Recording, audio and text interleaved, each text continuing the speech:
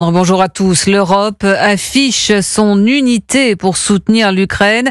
La photo des 18 dirigeants pays alliés de Kiev réunis hier à Londres.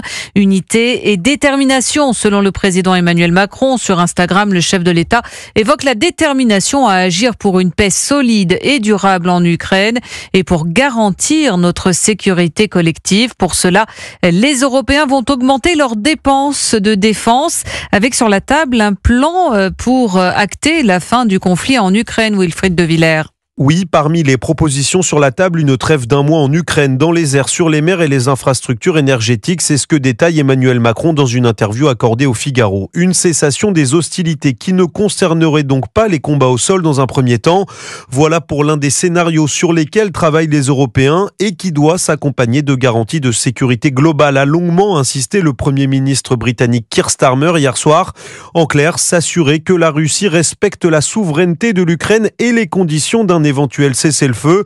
Et ce plan doit se faire avec le soutien des États-Unis, a martelé le Premier ministre britannique. L'Europe doit faire le gros du travail. Mais pour soutenir la paix sur notre continent et réussir, cet effort doit bénéficier d'un soutien fort des États-Unis. Laissez-moi être clair. Nous sommes d'accord avec le président Trump sur le besoin urgent d'une paix durable. Désormais, nous devons agir ensemble. C'était bien l'autre enjeu de ce sommet, tenter de réparer la relation entre Donald Trump et Volodymyr Zelensky, ou du moins s'assurer à minima d'un maintien des discussions.